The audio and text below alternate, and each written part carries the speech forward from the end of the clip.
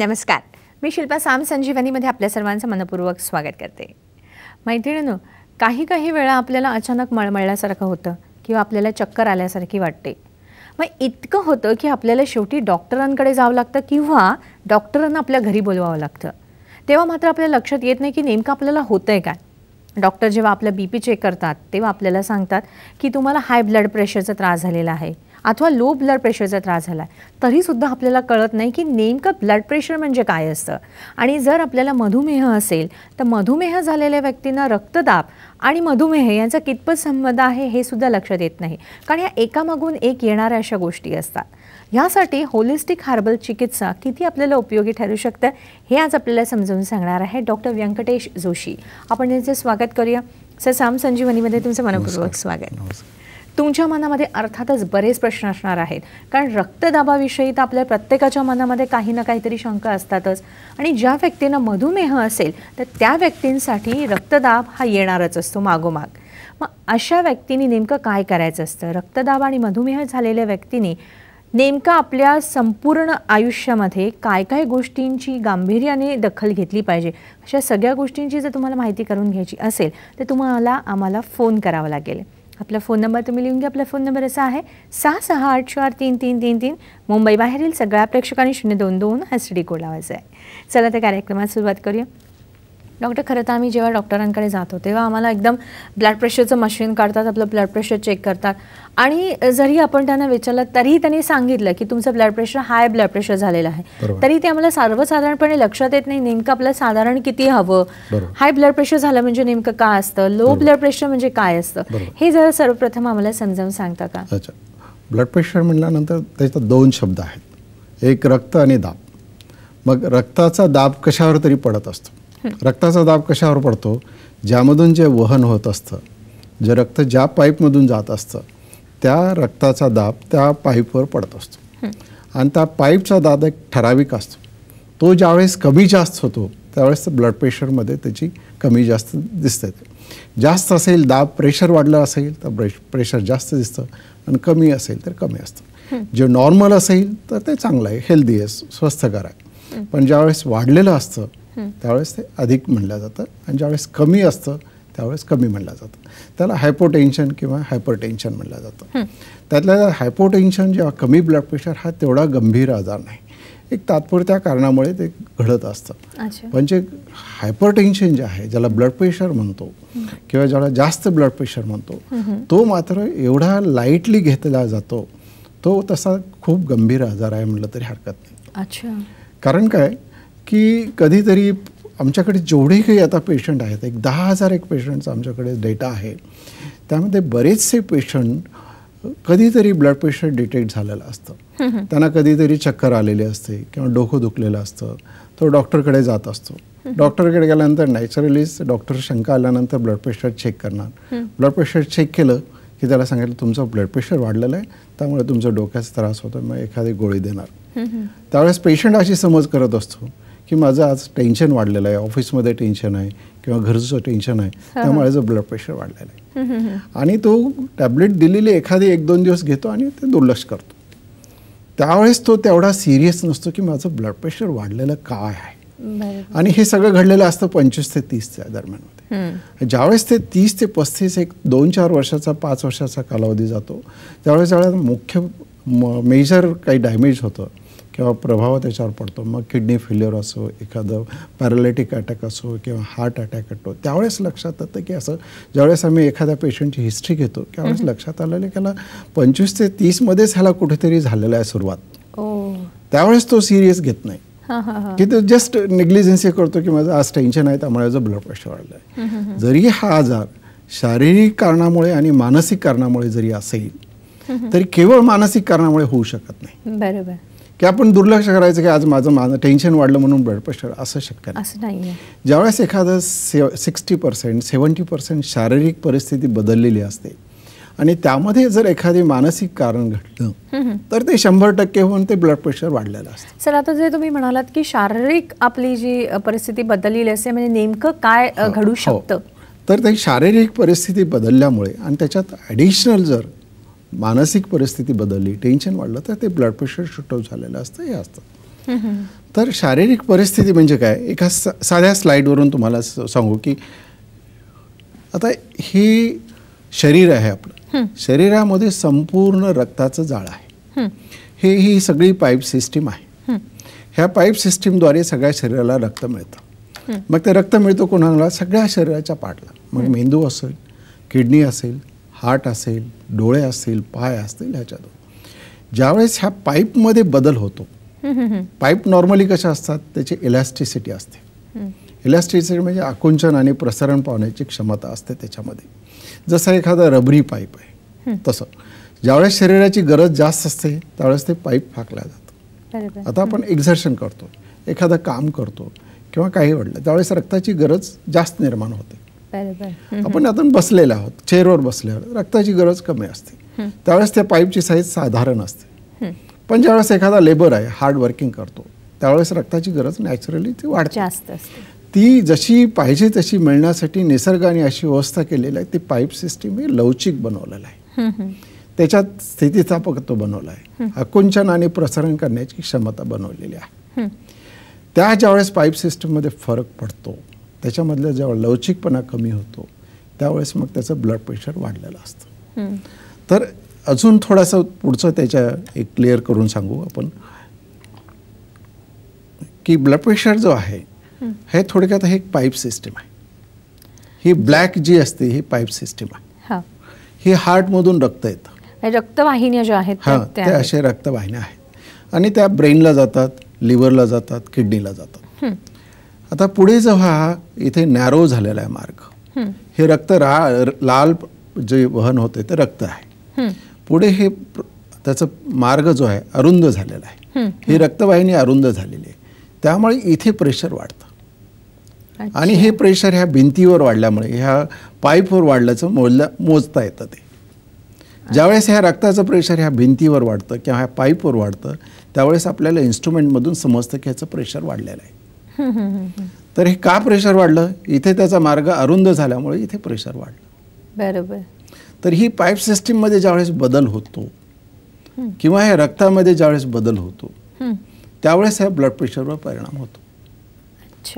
Blood pressure थोडक्यात उदाहरण घ्यायचं असेल, एक शुद्ध पाणी आहे, स्वच्छ पाणी आहे आणि एक साखरेचा पाक आहे, दोन्ही पाईपमधून वाहतं, तर कुणाला प्रेशर जास्त लागेल, साखरेच्या पाकाला जास्त प्रेशर लागेल, साहजिकच आहे. मग ते साखरेचा पाक असेल तर प्रेशर वाढेल आणि स्वच्छ पाणी असेल तर कमी प्रेशर राहील आणि ते आपल्याला सहजपणे मोजता येतं. अशा साध्या इन्स्ट्रुमेंटमध्ये शरीरातली साधारण परिस्थिती म्हणजे पुढे कोणते आजार येणार आहेत ह्याचं जर ज्ञान होत असेल तर किती चांगली मदत होते. बरोबर. पण त्यावेळेस रुग्ण काय करतो, माझं मानसिक कारण आहे, टेन्शन आहे म्हणून तो सोडून देतो, 1-2 वर्ष इकडे तिकडे जातं, मग कधीतरी 3-4 वर्षांनी होतं. बरोबर. म्हणजे वेळी जर आपल्याला जर रक्तदाब झालेला असेल आणि तो समजला तर त्याच्यावरती आपण काही ते उपचार असतात ते करून घ्यायचे सर. हर्बल उपचार तर चिकित्सा जी आहे ती बेस्ट आहेत सर. पण मला असं विचारायचं सर, हे चिकित्सा आपण जाणून घेण्यापूर्वी की असं म्हटलं जातं की ब्लड प्रेशर जर आपल्याला झालेलं असेल तर मधुमेह हा ऑटोमॅटिकली येतच असतो मागोमाग, किंवा मधुमेह ज्यांना जातो त्यांना ब्लड प्रेशर हे होतच असतं. सर मग मधुमेह आणि रक्तदाब यांचा परस्पराशी संबंध कसा आहे? कसा आहे की हे दोन्ही एकमेकाचे हातात हात घालून चालणारे आजार. कारण जे ब्लड प्रेशर घेतल्यानंतर ब्लड प्रेशर आता एक समजलं त्याला ब्लड प्रेशर सुरू झालं, सुरू झाल्यानंतर त्याला एक गोळी सुरू केल्या जाते, एखादी टॅबलेट सुरू केल्या जाते. पण त्या टॅबलेटचा परिणाम एक मर्यादित असतो. त्या टॅबलेटचा परिणाम त्या पाईपवर होतो आणि पाईप थोडंसं फाकल्या जातं, त्याची अरुंदता कमी होते आणि त्याचं प्रेशर नॉर्मल होतं. पण जी परिस्थितीमुळे ब्लड प्रेशर निर्माण झालेलं आहे, मग ती रक्ताची क्वालिटी चेंज झालेली असेल, जसं पाणी असेल तर ते साखरेचा पाक झालेला असेल, किंवा त्या पाईपमध्ये जी स्थितिस्थापकत्व आहे, लवचिकपणा आहे तो कमी झालेला असेल, जो काही आजार घडलेला आहे, जो काही आजार झालेला आहे तो कमी होत नसतो. बरोबर. आजार अधिक गोळ्याचा दुष्परिणाम, त्यामुळे पुढेही जे डायबिटीस सुरू होतो. एखाद्या आपण बऱ्याच वेळा बघत असतो, पाहत असतो की आज ब्लड प्रेशर झालं 2012मध्ये 2014पर्यंत 15पर्यंत गोळ्या खात असतो आणि 15 वर्ष त्याला डायबिटीस डिटेक्ट होतं किंवा व्हाईस वर्षा आधी डायबिटीस झालं असतं त्याच्यानंतर ब्लड प्रेशर झालं असतं. कारण त्याचं जे महत्त्वाचं जे कारण आहे शरीरामध्ये जी परिस्थिती बनलेली असते आजार होण्यासाठी ती परिस्थिती रिव्हर्स व्हायला पाहिजे, ती परिस्थिती बदलायला पाहिजे. जोपर्यंत असा विलाज होत नाही, केवळ वरवरचा जर विलाज केला तर ती परिस्थिती बदलत नाही आणि दुसरा आजार तयार होतो, एका आजारातून दुसरा तयार होतो. कारण त्या आजारी तसाच असतो आणि प्लस गोळ्याचा परिणाम असतो. त्यामुळे ब्लड प्रेशरमधून डायबिटीसमधून ब्लड प्रेशर हे आजार निर्माण होत असतात. तर हा जो आजार जो आहे केवळ मानसिक आजार नाही आणि केवळ शारीरिक आजार नाही, दोन्हीमुळे होणारा असतो. एखाद्या वेळेस असं बऱ्याच ब्लड प्रेशरची एखादी डॉक्टरने गोळी दिली की त्याचा एक असा समज असतो की गोळी एकदा सुरू केल्यानंतर आपल्याला आयुष्यभर घ्यावे लागते. त्यामुळे तो गोळी घेण्यासाठी टाळमटाळ करत असतो गोळी घेण्याचं. कारण तो लोकांचा अनुभव गेला की एखादा रुग्ण गोळी टॅबलेट खात असतो आणि त्याला सतत खावे लागतात म्हणून तो रुग्ण तो गोळी घेण्याचं टाळत असतो आणि तो स्वतःला एक समाधानी मानत असतो की माझं ब्लड प्रेशर कंट्रोल आहे.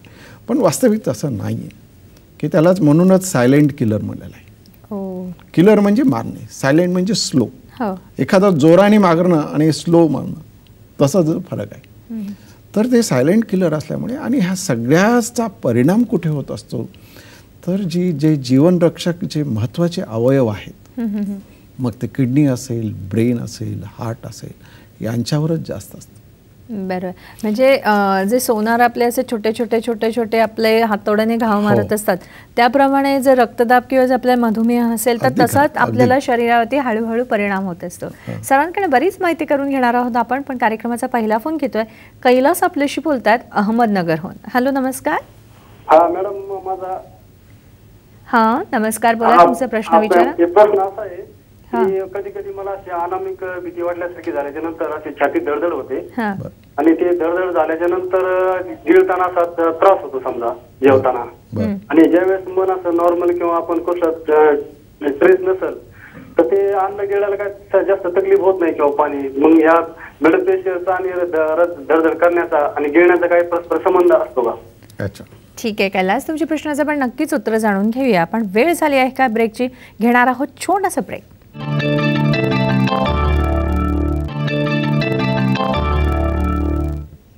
ब्रेकनंतर पुन्हा एकदा आपल्या सर्वांचं मनपूर्वक स्वागत. आज आपण माहिती करून घेत आहोत ती रक्तदाब, मधुमेह आणि ह्यावरती आपल्याला उपचार करणारी, लाभदायक ठरणारी अशी होलिस्टिक हार्बल चिकित्सा नेमकी काय आहे, कोणते उपचार असतात हे आज आपल्याला समजावून सांगत आहेत डॉक्टर व्यंकटेश जोशी. तुमच्या मनातील प्रश्न विचारत राहात.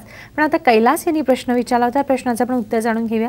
डॉक्टर त्यांनी असं म्हटलं होतं की त्यांना अचानक धडधडा छातीमध्ये होते आणि गिळायला त्रास होतो जेवताना. तर ह्याचा आणि काही संबंध असतो का? नाही, त्यांना धडधड होते आणि याचा ब्लड प्रेशरचा संबंध असू शकतो. आणि मी सांगितल्याप्रमाणे ब्लड प्रेशर हा शारीरिक आजार आहे आणि मानसिक आजार पण आहे. तर त्यांचं वय वगैरे विचारायला पाहिजे होतं आपण. आणि त्यांनी जवळच्या डॉक्टरकडून ब्लड प्रेशर चेक करावं. ब्लड प्रेशर चेक करून नुसतं ब्लड प्रेशर जास्त आहे किंवा एखादी गोळी खाण्यापेक्षा बाकीच्या विशेष तपासणी केल्या पाहिजेत. अच्छा, ब्लड प्रेशर जास्त आहे म्हणून केवळ सोडून देण्यापेक्षा ते ब्लड प्रेशर का वाढलेलं आहे हे समजून घेतलं पाहिजे. मग त्याच्यामध्ये किडनीची तपासणी येते, एखादी हार्टच्या संबंधित कोलेस्ट्रॉलची तपासणी केली पाहिजे. कमीत कमी ह्या 2 तपासण्या करून हा जर 2 नॉर्मल आहेत ह्याची खात्री करून घ्यावी. मग ब्लड प्रेशर असेल तर त्याची ट्रीटमेंट करून आणि त्याचा आणि गिळण्याचा थोडासा समावेश इनडायरेक्टली असतो, पण डायरेक्ट काही असं सांगता येत नाही. बरोबर आहे सर. आता तुम्ही म्हटलं की असं जे काही पेशंट्स असतात ते डॉक्टरांकडे जातात, डॉक्टर त्यांना गोळ्या प्रिस्क्राईब करतात आणि ते तेवढ्या पुरत्या गोळ्या घेतात आणि नंतर सोडून देतात. हे कितपत बरोबर आहे? आता ब्लड प्रेशर झाल्यानंतर त्या मेडिसिन डॉक्टरने देत असतात आणि डॉक्टरचा एक अपेक्षा असते की ते पेशंटने फॉलोअप ठेवावं की 1 महिन्याने यावं, 2 महिन्याने यावं, ज्या इन्स्ट्रक्शन दिल्याप्रमाणे. पण बऱ्याच पेशंटचं काय करतात की ते स्वतःहून गोळ्या खात असतात किंवा एखादी गोळी खात असतात, माझं ब्लड प्रेशर नॉर्मल आहे ह्या समाधानात असतात. वास्तविक सगळंच काही त्या मेडिसिनवर अवलंबून असणं हे चुकीचं आहे. त्या एका मेडिसिनची एक मर्यादा असते, कारण त्या मेडिसिनने काही मधला आजार कमी होत नसतो. त्यामुळे ते हळूहळू 2 वर्षाने 3 वर्षाने एक मेडिसिनच्या ऐवजी 2, 2च्या ऐवजी 3, एकाची 20ची स्ट्रेंथ असेल तर 40 अशी स्ट्रेंथ वाढत जाते.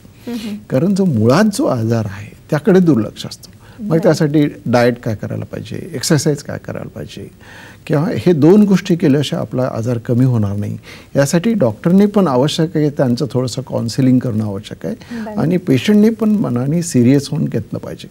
कारण आमच्याकडे जे पेशंट येतात 30 ते 35 वर्षामध्ये, एखाद्या 50 वर्षानंतर जर ब्लड प्रेशर असेल तर ठीक आहे, पण ज्याचं 25 ते 30, 30 ते 35, 35 ते 40, 50 आज ज्याचं ब्लड प्रेशर आहे त्यांनी अतिशय सिरियस व्हायला पाहिजे. कारण त्याचे 5 वर्षानंतर त्याचे जे रिपरकेशन होणार आहेत ते होतच असतात. मग ते किडनीशी रिलेटेड असेल की ब्रेनशी रिलेटेड असेल की हार्टशी रिलेटेड असतात. त्यावेळेस त्याचं ते सिरियसनेस गांभीर्य असायला पाहिजे. आमच्याकडे 90% पेशंट असेच येतात की कधीतरी 25 ते 30मध्ये डिटेक्ट झालेलं असतं, ते दुर्लक्ष करतात आणि 35 ते 40मध्ये त्याची डायलिसिस स्टार्ट झाली असते. असे पेशंट आलेले असतात. त्यामुळे हे कुठेतरी पेशंटला त्याचं अवेअरनेस आलं पाहिजे, त्याचं गांभीर्य लक्षात आलं पाहिजे. तेवढंच डॉक्टरनाही आलं पाहिजे, पेशंटही आलं पाहिजे. हा त्याचा मुख्य उद्देश आहे. तर ब्लड प्रेशर म्हणजे केवळ टेन्शननी वाढणार आहे, औषध खाण्याची गरज नाही किंवा औषध कंटिन्यूच खावं लागतं अशीही काही गरज नाही. त्याची जर शरीरातली परिस्थिती बदलली, आजार पूर्ण कमी झाला, तर साध्या 3 महिन्या 6 महिन्याच्या औषधांनी सुद्धा तो आजार कायमचा कमी होत असतो. पण एक 25 ते 30, 35, 50च्या मधले जेवढेही काही आजार आहेत त्या साध्या ट्रीटमेंटने 3 ते 6 महिन्याच्या ट्रीटमेंटने तो ब्लड प्रेशर नियंत्रित आणू शकतो. कारण त्याचा आजार कमी होत असतो. बरोबर. आजार कमी झाल्यानंतर आयुष्यभर गोळी खायची गरज नाही. पण आजारच कमी नाही झाला, जी काही बाकी औषधोपचार आहेत विशेषतः ॲलोपॅथिक औषधामध्ये ते तात्पुरते त्या ब्लड प्रेशर नियंत्रण करणारी औषधं आहेत. ब्लड प्रेशर नियंत्रण करणे आणि ते आजार कमी करणे दोन्हीमध्ये फार फरक आहे. तर नियंत्रण करणे एक ट्रीटमेंट आहे, ती एक प्रायोरिटी आहे. पण नियंत्रण करण्यावर समाधान मानता येणार नाही. तो आजार कमी झाला पाहिजे, तर त्याचा परिणाम दुसऱ्या अवयवावर होणार नाही. दुसरे अवयव म्हणजे किडनीवर होणार नाही, हार्टवर होणार नाही, मेंदूवर होणार नाही किंवा डोळ्यावर होणार नाही. तेही समजून घेतलं पाहिजे. हे सगळ्यात महत्त्वाचं नाही का डॉक्टर? ते महत्त्वाचं आहे आणि ते समजून घेण्यासाठी त्याची कारणांचा अभ्यास समजायचा. अच्छा, मग ही नेमकी कोणती कारणं असतात सर? तर मुळात जो आजार घडता कामा नये, घडत असेल तर का घडतो हा समजला पाहिजे. जर ते कारण जर आपण समजून घेतलं तर ते जास्त चांगलं होईल. मी तुम्हाला एक स्लाइड दाखवतो त्याबद्दल. त्यावरून तर ब्लड प्रेशरची कारणं म्हणजे पहिल्यांदा जे आहे, एक तो अनुवंशिक तर आहेच. अनुवंशिक प्रत्येक आजार आहे म्हटलं तरी चालेल. मग तो व्यक्तीचा स्वभाव जरी म्हणला तरी अनुवंशिक आहे. तर आणि त्यामध्ये 2 कारणं येतात, एक परतंत्र आणि स्वतंत्र. एखाद्या आजारामुळे ब्लड प्रेशर वाढणे त्याला परतंत्र म्हणतात आणि एखाद्या स्वतःच्या कारणामुळे किंवा सतत काही कारणामुळे घडत असतानाच आजार होत असतो त्याला स्वतंत्र असं म्हणतात. ब्लड प्रेशर वाढवून घ्यायचं स्वतः ते स्वतंत्र कारण ठरू शकतं. हो, स्वतंत्र कारण.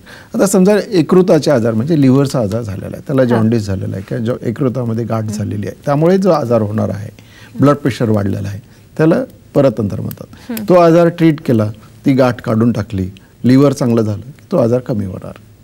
तसंच स्त्रियामध्ये एखाद्या प्रेग्नन्सीमध्ये सुद्धा ब्लड प्रेशर वाढलेलं असतं. तर